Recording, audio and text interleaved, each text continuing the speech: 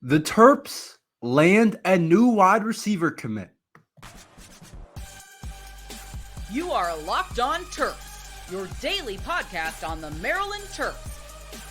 Part of the Locked On Podcast Network, your team every day. What's up, everyone? I'm Tre Moore, video content creator for 247 Sports and InsideMarylandSports.com, and host of Locked On Terps for the Locked On Podcast Network, your team every day. So thank you for making us part of your day. And today's episode is brought to you by LinkedIn Jobs. These days, new potential hires can feel like high-stakes wagers for your small business. That's why LinkedIn Jobs help find the right people for your team faster and for free. So post your job for free at linkedin.com/LockedOnCollege. Terms and conditions apply. Maryland football goes out and lands a pretty big-time recruit in three-star wide receiver Justin DeVaughn. So Mike Locksley and the coaching staff have gotten one of their first commits in the 2025 class. And the 2025 class is starting to come together for Maryland football. And I've said it. I've thought that the 2025 class had the chance to be the best class that Maryland and Coach Locksley has put together so far. So far, it's gone pretty good. I wouldn't say that it's been anything crazy. There's a couple players that are coming that could potentially be really high-level players. But so far, Maryland has definitely got a couple of kids that are definitely really good football players and going to be good football players for Maryland football. But so far, there's definitely been some really good players that I'm really excited to see, whether it's Jet White, who's a cornerback, who was rated a 4-star by a lot of people. And then Carlton Smith from Virginia was rated a 4-star by some people. Bud Combs, we recently picked up the running back that also plays baseball. Khalil Stewart also. And then we just got Justin DeVaughn, and that doesn't even include Julian Horton, who apparently there's some news that maybe we'll talk about it another day, but apparently Michigan's trying to flip Julian Horton, which is interesting. He's a safety from Maryland, and he's also, I watched this film and I was surprised that he was only a 3-star. I was like, this kid looks really good. I don't know really what is wrong with him or why he's not rated a 4-star, but I don't know everything. But if Michigan's trying to flip you, you're probably a pretty good player, because Michigan football is not going after any slouches at all. And so the class is coming together pretty good. But our newest commit, Justin DeVaughn, who just committed a couple of days ago from the Baltimore area, receiver. And there's a couple of things that I really like about his game. And there's a couple of reasons why I think he's going to be a really good player after doing a little bit of research about Justin DeVaughn. And one of the biggest reasons why I think he's going to be a really good player is because of his track status and his track speed. If you look him up, there's a lot of videos of him running track, and there's a lot of information about him running track. And so he's a pretty big time track player, and he's done some really good stuff on the track. And it sounds like he is a pretty explosive athlete and a pretty explosive player. He's got real speed. He's got track speed. If a football player has track speed, then they're probably pretty fast, because football speed is one thing, but track speed is another thing. And he legitimately is it sounds like one of the fastest people in Maryland coming out of high school. And it sounds like if he wanted to, he probably could have played track in college. And yes, football players are an explosive type of athletes, and they're probably next to track the most. You can probably get the fastest guys, probably the best athletes out there at receiver, corner. But first is definitely track in terms of just pure speed. And so the fact that he's able to put up different times that look elite and be able to compete at a pretty high level on the track sounds like it's going to be a pretty good thing for his football game, which shows up in his football film. I watched his film, and a lot of people just can't stick with him. There was a lot of just short passes that he would just take to the house just because he's faster than everybody. And everybody knows that speed kills. And for him to come in and already have that kind of speed, and we don't kind of have to train him to get a lot faster and more explosive. Some guys come in and it's like, okay, you're a pretty good athlete, you're a pretty good receiver, but we got to work on your first step. We got to work on your kind of speed. We got to work on your explosiveness. You got to get better in that area because right now you're just a tad bit slow. I'm sure there's plenty of different players at Maryland that have come in like that, but he's a guy that you don't have to be like, oh, you're going to have to get a lot faster. He probably comes in immediately, is probably one of the fastest kids on the team right away, but there are other weaknesses that I think are part of his games that I think is holding him back from being as good as I think he possibly could be, and they'll fix in college and they'll get him right when he is in college. I think the one thing that I think is the biggest thing right now that he'll have to work on is getting in the weight room. He's small right now. And part of that is because probably he's running track. He's doing all these different things. It's probably hard to put weight on. And it's tough when you're an athlete in high school, when you don't have that kind of that plan that they're going to put you on in college. College, they're really going to get you right. You're going to have a diet, nutrition plan, all these different people that help you out with that. But right now, he's only 6 feet, 160. And that's just not getting it done at the college level. You got to get bigger because guys are just going to jam you. You're not going to be able to run block. And you want receivers that can block. You want receivers that can be in there, that can create run lanes on the outside if you run any type of run game. And receivers that can block are an important part of the game. And some of the best teams in college football, the teams that have the best running game, like I remember Michigan last year, all the receivers could block at a pretty high level that were on the football field. And when you can't block as a receiver, it makes it harder to be on the field. And I'm not saying he's a bad blocker. He might be a good blocker in high school. Obviously, don't see that much on film, so I couldn't really tell you. But if you're 6 feet, 160, a lot of guys are just going to run through that and be able to get to the running back, whoever has the ball, the receiver, the tight end, whoever you're blocking for. And so that's one thing I noticed about him is he's small right now. He has to put on some weight, and that'll help him. It'll make it harder for him to jam. It'll make him a lot better in the run game. He'll be a better receiver, a better athlete overall once he puts on some muscle. He'll be a lot harder to stop. I think he'll be better with one-on-one coverage. I think he'll be able to do a lot of things a lot better. You just have to get stronger for the college level. There's very few guys that can play at that weight that can be really good. If you're playing at that weight, then you're like, okay, you better be like one of the fastest guys in the country. Like I think of a guy like maybe like Xavier Worthy.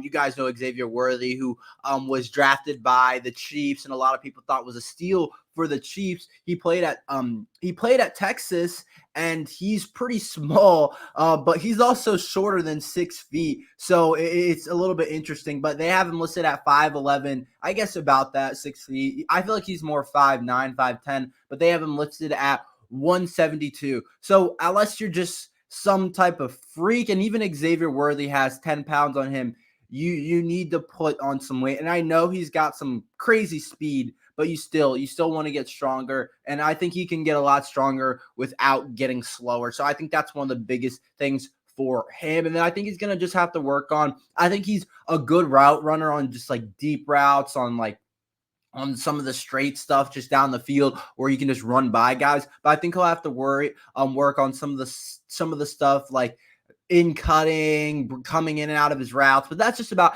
everybody in college football. But I do like his game a lot. I think he's the type of guy that you definitely want to invest in because of how good you think he's going to be down the road, because of some of that talent he has, some of that speed, some of that explosiveness that you just can't teach. And so I think he's going to be a pretty good player. And it's interesting. So they have him rated as a 3-star. They have him ranked as a 10th ranked player in Maryland, which is not bad at all, being the 10th ranked player in Maryland. There's some ballers in Maryland. The 59th ranked receiver in the class, which really isn't that bad. And so I think overall he's going to be a pretty good player, and I think he is about a 3-star right now. I think that if he gets bigger and everything, I think you could see him being one of those guys that make an impact pretty early on for the Terps, but it's also hard to say. It's hard to say how well these guys translate. I can see him playing. He played some outside in high school. It looked like he kind of played outside and inside, some at the high school level, but I can see him definitely being more of a slot type of guy. at Maryland, but time will tell. It really just depends on how things go for him, how things shape up. But another part that was interesting that I was looking at is it sounded like Minnesota was the favorite to land him for a while. Like I was looking on the On3 recruiting things and everything, and it sounded like they thought that Minnesota was like, they had it at like Minnesota as like 97% and Maryland at like 2% or something like that. And so it sounded like On3 expected Minnesota to land Justin DeVaughn. Yeah, they had Minnesota as 86.7% to land him, and they had Maryland at 2.4%, next to Pittsburgh at 2.1 and Virginia Tech at 1.7. So I don't know if something changed with Minnesota. I don't know exactly what happened with that, but usually when they're so hard predicted to one spot, they usually end up going there. The recruiting websites are usually right, but sometimes they're wrong, of course, in this situation. But it is interesting that he was pretty heavily predicted to Minnesota by On3, but decided to commit to Maryland. I think Maryland makes sense for him. I think we do good with receivers like this and figuring out how to develop them, but also we place a lot of receivers in the NFL, and he's a Baltimore area kid. Like he's from the Baltimore area, about an hour away from Maryland. So instead of going all the way over to Minnesota, which it's like, do you really want to go all the way to Minnesota to play college football? Maybe, but to me, I think you rather stay home and play at home and play for your hometown and your family and friends, and whoever you want to see can come see you play. And that's the important thing, is that we're landing guys in the DMV. Now, part of it, I want to see us get some of the highly talented guys in the DMV, the 4-star kids, but that's going to be tough to get. But there's plenty of other players to see how we finish off this 2025 class. But I like Justin DeVaughn. I like his game. I like his ceiling as a player, and I think he has a chance to be a really solid player down the road for Maryland football. How many players on Maryland football have the chance to be all Big Ten type of guys? We'll talk about that after this ad from LinkedIn Jobs.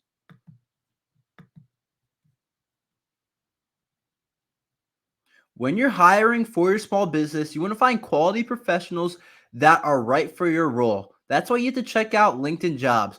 LinkedIn Jobs has the tools to find the right professionals for your team faster and for free. LinkedIn isn't just a job board. LinkedIn helps hire professionals you can find anywhere else, even those who aren't actively searching for a new job but might be open to the perfect role. In a given month, over 70% of LinkedIn users don't visit other leading job sites. So if you're not looking on LinkedIn, you're looking in the wrong place. LinkedIn knows that small businesses are wearing so many hats and might not have the time or resources to hire. LinkedIn is constantly finding ways to make the process easier. They're even just launched a feature that helps write job descriptions, making the process even easier and quicker. 2.5 small businesses use LinkedIn for hiring. So post your job for free at linkedin.com/lockedoncollege. That's linkedin.com/lockedoncollege to post your job for free. Terms and conditions apply. How many Maryland football players actually have the shot to be all Big Ten type of players? So I think this is kind of an interesting type of topic because, of course, all Big Ten players are your best players, are the best players in the entire league. And with the extended Big Ten, I don't know exactly how they do this. I don't know if it's expanded, or I don't really know what the case is because there's just more teams in the Big Ten. So I don't know if they're going to add more players, but I'm curious. I want to give my opinion on how many players I think are going to be all Big Ten players next year for Maryland football. How many people can really be that type of guys? If you remember last year, the first team all Big Ten offense was like J.J. McCarthy, Blake Cora, Marvin Harrison, Cade Stover, some of those type of guys. If you remember, second team was Ty Felton was able to make second team, and there was a lot of good players at Maryland that were able to get on the all Big Ten team. And so it's not an easy thing to do at all, but it is something that is important, I think, at the end of the year to see kind of How'd your players stack up against everybody else? How many guys do you have that are amongst the best in the Big Ten? Because at the end of the day, that's the goal, is to have some of the best players in the Big Ten. Obviously, the Big Ten championship is the goal, but the teams who have the most all Big Ten selections are always the teams that usually end up winning the Big Ten. But it's more interesting this year with more teams in. Michigan, Ohio State, Penn State won't have every single selection, and Maryland's had a couple last year. But here are the type of guys that I think have a chance to be all Big Ten players for Maryland football. Number one, I think, is Roman Hemby on the offensive side of the ball. I think Roman Hemby has a really good shot at being all Big Ten. And I'm not talking about honorable mention. I'm talking about has a chance to make first team, second team, or third team all Big Ten. I think Roman Hemby has a chance to have a really big year.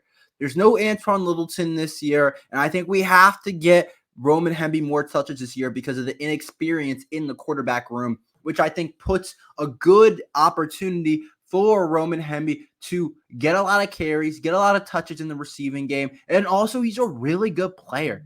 He's a really good player, and I think he's amongst the best in the Big Ten, and I wouldn't be surprised at all if he ends up being an all Big Ten type of player for Maryland football. Maybe not first team, maybe not second team, because there's some really good backs in the Big Ten this year. When I think the Penn State guys, Michigan always has a couple of guys. Ohio State's got two really good backs in Henderson, and then also the transfer from Ole Miss. But I like Roman Hemby's chances to have a really good statistical year, because I think our offense probably runs through him this year. And even though I know Nolan Ray and Colby McDonald might take away some carries, I still think that Roman Hemby is a potential all Big Ten type of player. And he's been an honorable mention in the past, but can he get to that third team? I think if he's a third team all Big Ten, he had a really good year, because some of the other backs are going to be hard to compete with. And then I also think our two receivers, Caden Prather and Ty Felton, were already all Big Ten players. So it's kind of like, okay, yeah, they kind of already were that. Like last year, Ty Felton was, I believe, second team all Big Ten. And so I kind of think that they have a pretty good chance of being all Big Ten players. Again, Ty Felton, Caden Prather was honorable mention. Ty Felton was second team. And so I like Ty Felton's chances of being an all Big Ten type of player again. And I also think Caden Prather could be a third team type of guy, second team. It's all going to depend on MJ Morris and how he plays. But I do think that they both have a shot to be two of the best receivers in the Big Ten this year. If we throw the ball as much as I think we should, if we do some of the things that I think we should, I think that both of those guys have a chance to be all Big Ten type of guys for Maryland football. And then I also think Ruben Hippolyte. Ruben Hippolyte was third team all Big Ten last year, believe it or not. And so I think that puts him at a pretty good opportunity to do it again, because this time we don't have Jayshon Barham staring him down, taking a lot of the big plays. It's going to be Ruben Hippolyte's kind of job. And yeah, he's been a starter, but it's like he really gets the shot to be, oh yeah, that's our guy in the linebacker room. I think he has a pretty good chance of being at least honorable mention, but I hope he repeats as a third team all Big Ten. I think if he's third team all Big Ten, it's another really good year for Ruben Hippolyte. And the last player I think has a chance to do it is Dante Trader.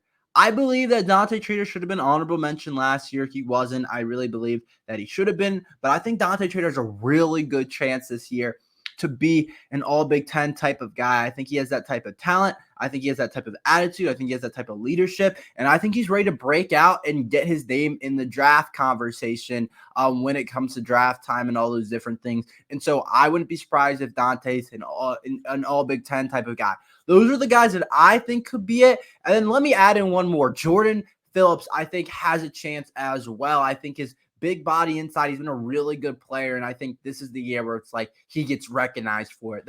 Those are the guys I think could be all Big Ten type of guys. And that's not honorable mention. That just means actually on the first, second, or third team. It'll be hard to make, obviously, with more teams and more players, but I do think those guys have a pretty good shot at doing it.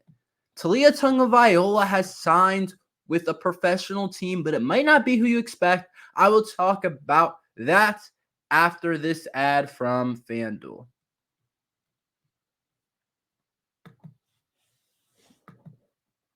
It's winner take all in the NBA and NHL, and FanDuel's giving you a shot to bring home a big win of your own. Right now, new customers get $150 in bonus bets with any winning $5 bet. That's $150 to bet on spreads, money lines, player props, and more.